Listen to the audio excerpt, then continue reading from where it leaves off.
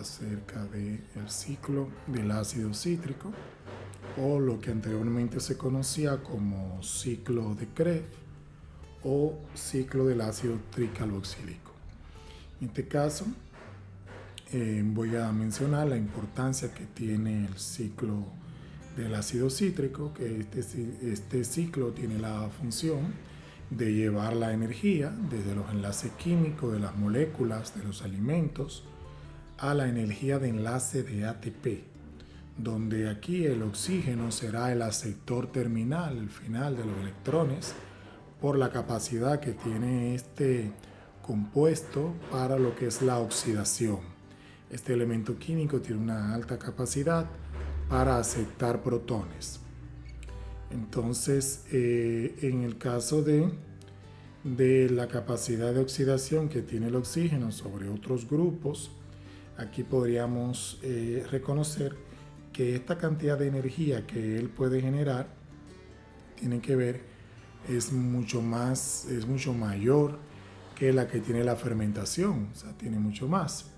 Entonces, este ciclo del ácido cítrico es como un conjunto de reacciones químicas que van a utilizar los organismos para estos poder, de alguna manera, pues, liberar la energía química que tienen almacenada en el grupo acetilo para poderla liberar utilizando la acetilcoenzima A. Entonces, ¿qué va a ocurrir aquí? Que el grupo acetilo de 2 carbonos se va a unir a la acetilcoenzima A para entrar al ciclo a reaccionar con un compuesto de 4 carbonos. Este se llama oxaloacetato. El oxaloacetato debe liberar 2 moléculas de dióxido de carbono, para entonces de esa manera liberar energía.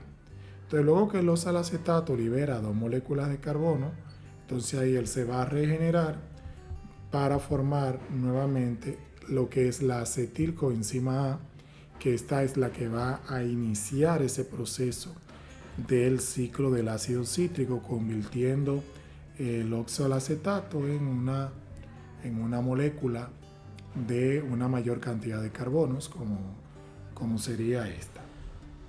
Vamos a ver la primera parte de las 8 reacciones.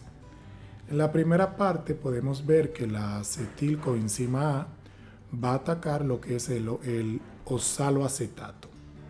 Entonces aquí va a ocurrir una reacción química donde vemos claramente que se van a introducir 2 carbonos a lo que sería el oxaloacetato.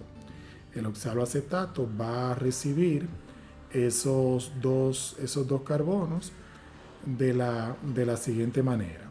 Simplemente pues vamos a observar que aquí lo que sería este enlace carbonilo que está aquí va a recibir una reacción motivado por lo que sería la enzima acetilcoenzima A. La acetilcoenzima A es un transportador de grupos acetilo, y ese grupo acetilo entonces va a atacar en esta parte que está aquí, va a atacar aquí, y cuando entre en esta parte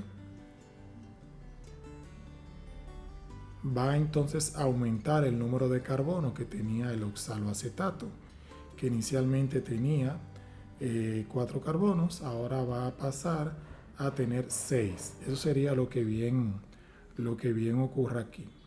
Entonces, ahora que vemos eso, vamos a verificar aquí.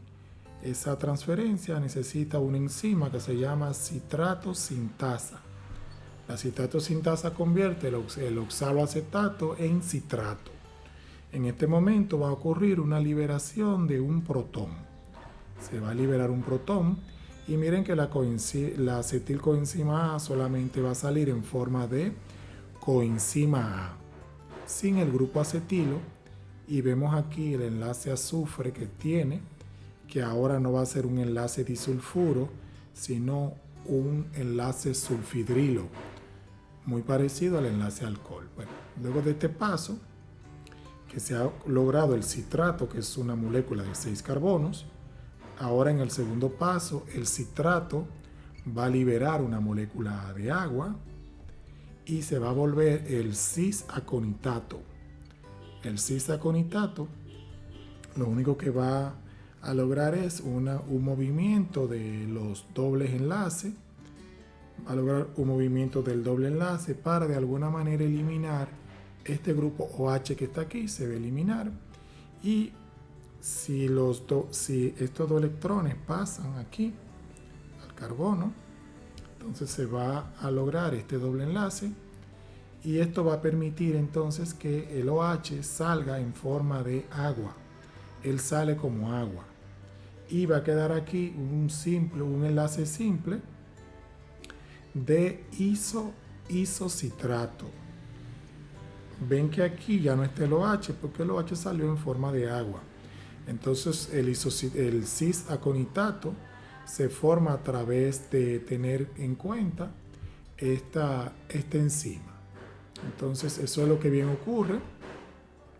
La idea en general es que el alcohol, el grupo alcohol que teníamos aquí, se mueva hasta ser un carbono secundario. El OH que está aquí, que aquí lo vemos que es terciario, este OH vamos a buscar que pase a ser secundario. Por esa razón, el OH ahora se pone en esta parte.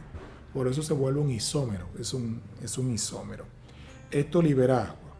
Bien, entonces para esto hay que tomar en cuenta que vamos a utilizar una enzima llamada aconitasa. Aconitasa se llama la enzima. En el tercer paso vemos que el isocitrato se debe de oxidar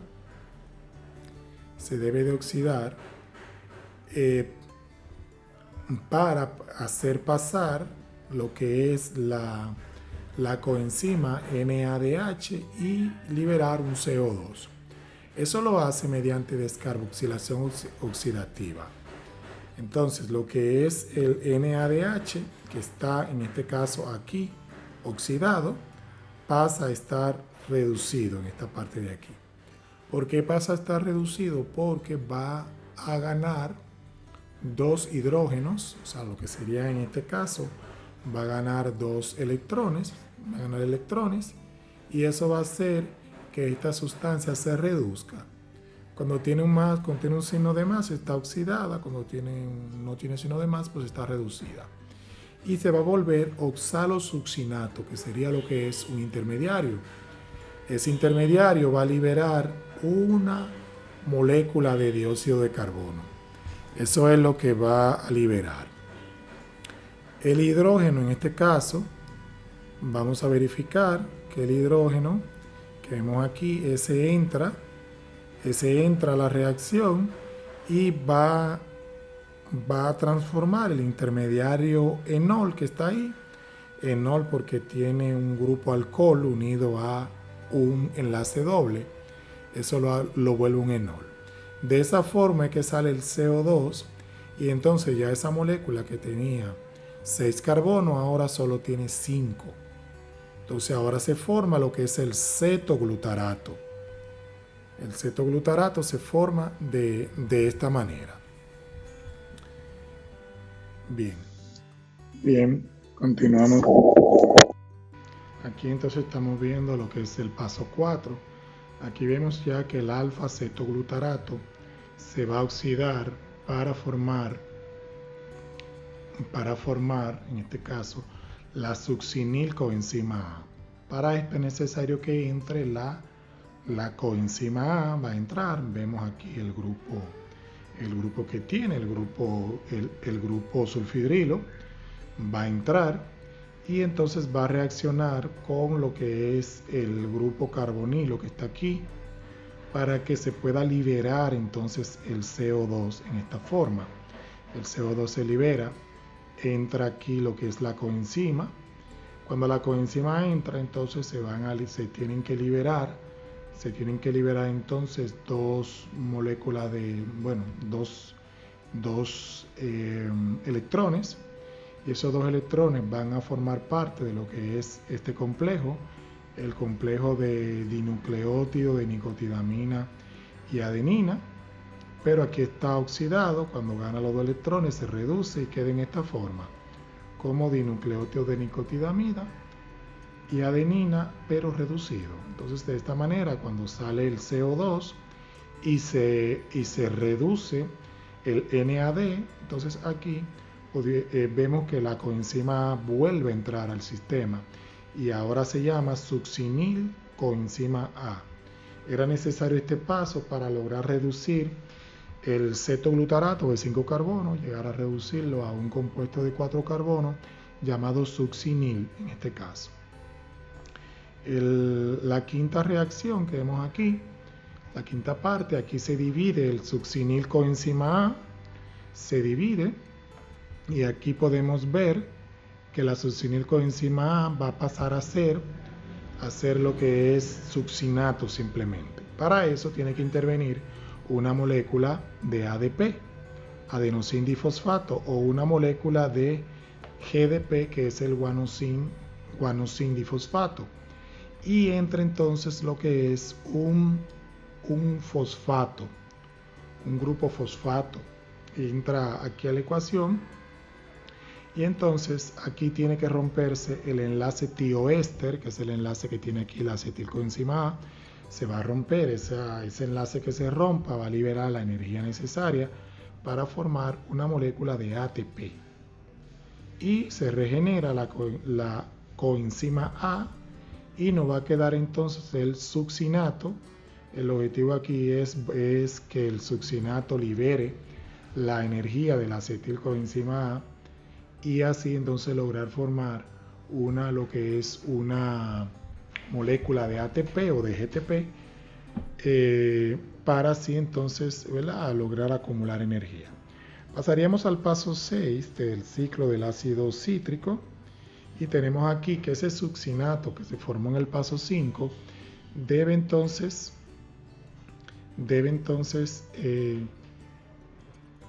debe convertir lo que es la FAD, que simplemente ese es la flavina, ¿verdad?, dinucleótido de flavina. Entonces aquí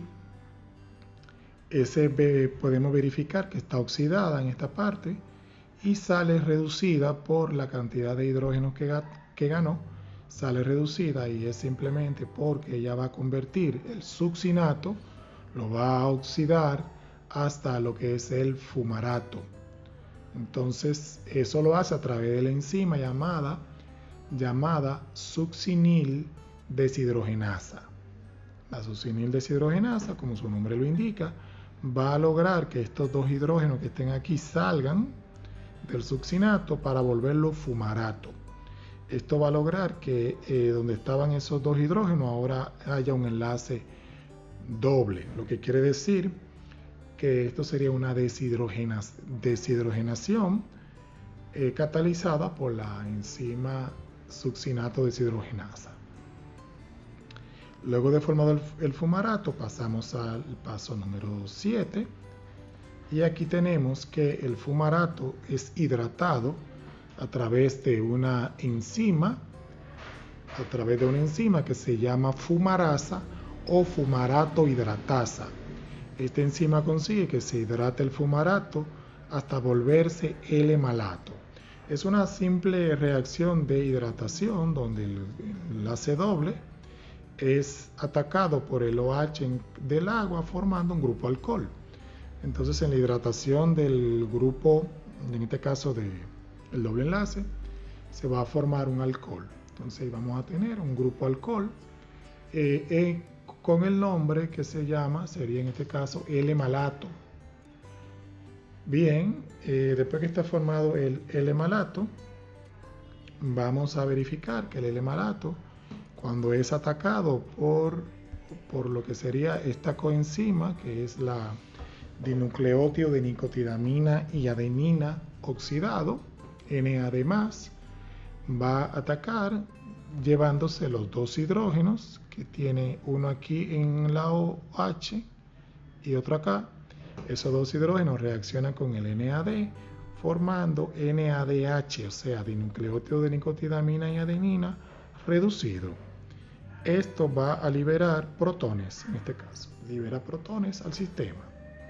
Todo esto que ha ocurrido, de cómo el L-oxaloacetato vuelve a su estado original, se regenera, pero permite que ciertas moléculas pues ganen hidrógenos, ganen protones, ganen electrones, se van a liberar protones, electrones, se va a formar ATP, tomando en cuenta que se forma un total de 10 ATP, tomando en cuenta que cada NAD que se forma, NADH tiene un total de 2.5 ATP. Se forma un FADH que también tiene un ATP, y se forma lo que es un ATP que nosotros lo vimos aquí en lo que era la parte 5. Todo eso tiene que ir, todos esos electrones que se han generado tienen que continuar su ciclo, y para eso vamos a ir a lo que es la cadena transportadora de electrones. Es un sistema de transporte de electrones que tiene la misión de llevar los electrones provenientes del ciclo del ácido cítrico, la glucólisis y la oxidación de ácidos grasos hasta la membrana interna de las mitocondrias, con la liberación de protones para suministrar la energía para la síntesis del ATP. Entonces, este sistema, como dije, que es un conjunto de acarreadores de electrones que están situados en la membrana interna en orden creciente de afinidad electrónica. Entonces, estas moléculas deben transferir los electrones que provienen de las coenzimas. Esas coenzimas que son reducidas al oxígeno. Entonces, de esta coenzima tiene que llegar hasta el lugar del oxígeno. Por ejemplo, aquí vamos a ver desde los diferentes complejos que tiene, complejo 1, complejo 2, el 3, el 4, va a transportar los electrones de un lugar a otro, pero utilizando coenzimas que van a oxidar o van a reducir. En este caso van a oxidar a los diferentes complejos para agregarle lo que son electrones. Cada vez que estos complejos reciben los electrones, los complejos se reducen, y entonces la coenzima que llega se oxida, y así sigue el ciclo de seguir buscando electrones por ejemplo, del ciclo del ácido cítrico hasta llevarlo a esta gran cadena transportadora de electrones. Continuamos entonces viendo los componentes. Tenemos un complejo 1, que este tiene la NADH deshidrogenasa. El complejo 2 usa la succinato deshidrogenasa para lo que es la transferencia de electrones. El grupo 3, complejo 3, utiliza un complejo de citocromos. Los citocromos están formados por cobre, por hierro. También está el citocromo C, que también está formado por un grupo hemo, muy parecido al de la sangre, y el que está en la hemoglobina. El complejo 4, que es un citocromo oxidasa, ese también está constituida por un grupo hemo y por un grupo cobre. Entonces el grupo hierro y cobre se unen para ayudar a la enzima citocromo oxidasa. Bien, entonces continuando con esta parte, vamos a ver lo que ocurre en la primer tramo de la cadena transportadora. Vemos que este es el tramo 1, este es el tramo 2, el 3 y el 4. Entonces en el tramo 1 vemos que este se llama también el complejo de la NADH deshidrogenasa. Aquí entonces nosotros aquí podemos ver claramente lo que ocurriría con lo que es la transferencia que tenemos de electrones en este grupo. ¿Qué va a ocurrir entonces aquí? Aquí vamos a ver algo diferenciador. Vamos a ver aquí cómo la NADH deshidrogenasa va a atacar y va a suministrar electrones, le va a suministrar electrones reduciendo en este caso FMN, que sería el mononucleótido de flavina, va a ser, que es este que está acá, va a ser entonces en este caso reducido a FMNH2. Cada vez que le voy el H2, ya yo sé que está reducido. Eso va a pasar a los diferentes complejos, a los complejos de hierro y azufre, va a pasar acá. Y entonces estos van a entrar, van a pasar esos electrones a lo que sería, en este caso, a lo que sería la UK o la ubicoquinona. La ubicoquinona va a recibir entonces los electrones a partir de los núcleos de hierro y azufre, y la ubicoquinona entonces se va a reducir hasta UKH2. Entonces la UKH2, que es la ubicoquinona o coenzima Q, pero reducida. Esta va a liberar 2 protones hacia lo que es el espacio intermembranal. Ahí va a liberar 2 protones. Y en este mismo complejo también se puede verificar también la liberación de 2 protones, pero en este caso hacia la matriz. Se liberan 2 protones y esos 2 protones de la matriz van a pasar a salir fuera hacia el espacio intermembranal. Esta sería la idea en general. Todos esos electrones entonces van a ir pasando entonces hasta su grupo. En este caso de ahí va a pasar a finalmente otros núcleos de hierro y azufre para continuar su ciclo en la cadena. Y ahí tenemos una cantidad de 4 electrones que van a caminar en la cadena. Bien, pasemos entonces al complejo 2, la cadena transportadora en el complejo 2. Aquí va a ocurrir la transferencia del succinato. Vamos a ver aquí cómo el succinato va a transferir electrones a lo que es el complejo para él formar fumarato. Cuando él forme el fumarato, entonces va a ocurrir aquí, simplemente va a ocurrir aquí que lo que es la dinucleótido de flavina, la FAD, se va a reducir, o va a reducir lo que es el succinato. Aquí tiene que entrar entonces en este caso lo que sería la succinato deshidrogenasa, que es la que va a formar lo que es el fumarato, para tener entonces los electrones puedan continuar en la cadena. La succinato deshidrogenasa va a llevar entonces los electrones, va a permitir que esos electrones vayan a los núcleos de hierro y azufre y de ahí puedan pasar en este caso al complejo 3, pero primero deben pasar a lo que es la coenzima Q, pasarían a la coenzima Q y entonces de la coenzima Q sí van a continuar el ciclo. ¿Qué va a ocurrir también? Bueno, que en este caso la coenzima Q va a recibir entonces electrones de otros grupos. Lo va a recibir de otros grupos. Por ejemplo, lo va a recibir en este caso de la deshidrogenasa de glicerol 3-fosfato. Quiere decir que del metabolismo de lípidos va a recibir entonces lo que son electrones a partir de lo que es la FDH deshidrogenasa. O sea que por este grupo acá, por este grupo prostético, van a entrar electrones hacia la coenzima Q y estos electrones van a continuar su ciclo. También entran electrones a través de la oxidación de acilcoenzima A de lípidos que vienen de la matriz de la mitocondria. También van a aportar electrones hacia la coenzima Q y así entonces en lo que sería el complejo 2 va a haber una gran cantidad de electrones.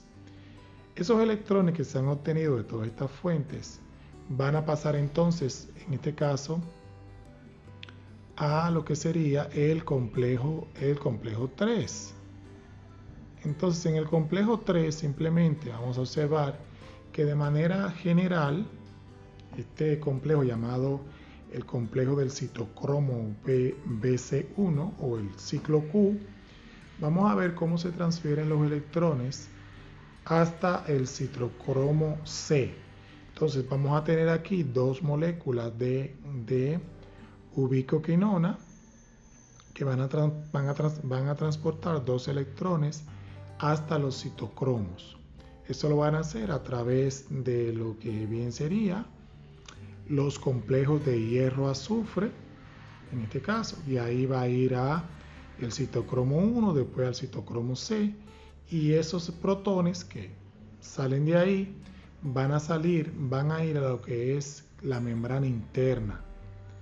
El segundo electrón va a ser captado por otra ubiquinona, y entonces estos van a ir hacia lo que es a formar lo que es la ubiquinona, pero reducida. Se va a reducir la ubiquinona, y nueva vez dos protones van a entrar a lo que sería la matriz. O sea, la matriz va a recibir dos protones más. Entonces, en este proceso también se van a producir protones mientras se intentan transportar los electrones. Luego de que termine el ciclo en el complejo 3, van a pasar los electrones al complejo 4. Pasan al complejo 4. Entonces, esos electrones que llegaron en el complejo 3 hasta lo que es el citocromo C, tomando en cuenta que el citocromo C está fuera del espacio de la membrana interna, está en el espacio intermembranal. Aquí está el citocromo C. Entonces aquí va a ocurrir simplemente que lo que es el complejo 4 va a formar varios grupos prostéticos, o sea, varias subunidades, donde vamos a tener subunidad 1, subunidad 2, subunidad 3. Cada una va a estar compuesta de la manera siguiente. Por ejemplo, la subunidad 1, esta va a estar compuesta de un grupo hemo junto al cobre, de dos grupos cobre, y también va a estar formada de uno similar que va a llevar los electrones al oxígeno finalmente. Y eso es lo que bien va a ocurrir ahí. Entonces, aquí tenemos que 4 electrones y 4 protones van a ser bombardeados hacia el interior del complejo, y el oxígeno va a reaccionar con ellos formando agua. Y de esta forma, en el agua van a salir finalmente los electrones, van a salir del ciclo en el agua, pero habrán entrado protones. Entonces, esos protones que entran a través del complejo 4 van a permitir liberar energía suficiente para lo que es la síntesis del ATP. El ATP como una molécula que acumula la energía. Entonces, esta energía que se debe de formar, nosotros la vamos a registrar claramente en lo que sería otro proceso llamado fosforilación oxidativa. Ya conseguimos que los electrones vayan a su ciclo, vayan a formar agua, y ahora tenemos que buscarle puesto a los protones, y estos tienen que ir con la formación del ATP. Entonces, la fosforilación oxidativa, que es este proceso que va a generar energía a través del transporte de protones, pero quedó mucha energía dentro de lo que es la matriz, y en el espacio intermembranal ha quedado bastante energía, y esa energía va a ser utilizada para la fosforilación oxidativa. Esto se va a conseguir hablando sobre la teoría quimio-osmótica. que esta dice que mientras ocurre la cadena transportadora de electrones, etc., aquí se hace un paso, ¿verdad?, de protones desde la matriz hasta los diferentes lugares. Entonces aquí, en el espacio intermembranal que está lleno de protones, podemos verlo en esta parte, aquí está lleno de protones, por eso la carga positiva. Y aquí entonces esos protones van a generar claramente lo que sería un potencial eléctrico. Ese potencial eléctrico va a permitir la energía necesaria entonces para convertir, en este caso, el ATP, o sea, convertir el ADP en un ATP con una enzima que se va a llamar la ATP sintasa. Realmente es más que una enzima, es un sistema de proteínas, de enzimas, que va a transformar lo que sería el ADP en ATP, utilizando lo que son los grupos fosfatos o los fosforilos. Aquí tenemos esta máquina o esta bomba de protones que va a permitir la formación del ATP. Tomando en cuenta también que el pH de lo que es el espacio intermembranal va a subir bastante y el pH de la matriz va a disminuir, porque en el caso de la matriz va a tener menos protones. Entonces vamos a ver cómo esta parte ocurriría. Tenemos que la ATP sintasa consta de dos rotores, que es esta parte de aquí, la parte que está en verde, la C es un rotor, y tiene un estator. El estator es esta parte que está aquí, ese es el estator, y el estator va a permitir que gire esta parte de acá, que es la F1, es todo este sistema que está acá, va a ir girando para ir colocando la molécula de ADP y convertirlas en ATP. Eso va a ocurrir. Entonces las subunidades que están aquí, que una subunidad gamma y una epsilon, esas van a dar soporte para que pueda servir de eje para el giro de lo que sería la ATP sintasa. Esta parte de acá, que está formada por la parte alfa, la parte y los grupos B, las subunidades B, esto evitan que gire completamente. O sea que la F1, la subunidad F1, gire por completo. Entonces, ¿qué va a ocurrir aquí? Bueno, aquí tenemos que el hexámero, que son estas partes de aquí, se van a constituir en hexámero L, T y O. ¿De acuerdo? Entonces la L, T y O tienen una afinidad clara para ligar con la adenina. La O se llama abierta. Esta es inactiva, no tiene afinidad, por lo tanto lo que llegue ahí puede salir fácil. Tiene también la que es la T, que se llama apretada, que tiene baja afinidad. Y la L, que es una superficie totalmente inactiva. Aquí es inactiva. ¿Qué va a ocurrir simplemente? Bueno, va a ocurrir que cuando llega el ADP, adenosindifosfato y el grupo fosfato, van a entrar inmediatamente a la zona L, que es una zona inactiva, y mientras estén aquí no va a ocurrir ninguna salida de ATP. Entonces, para que el ATP pueda salir, tiene que pasar entonces a lo que sería un grupo O para que él pueda salir. Entonces, ¿qué va a ocurrir? Que cuando la parte L se vuelva una parte O, en este caso, la L se transforma en T, ahí se va a formar ATP. Si la parte L, en este caso, lo que sería el hexámero L pasa a ser T, ahí se forma ATP, mírenlo acá. Pero para que el ATP se libere, tendría entonces el hexámero T, que es este que está aquí en rosado, volverse O como el verde, y ahí sí se libera el ATP.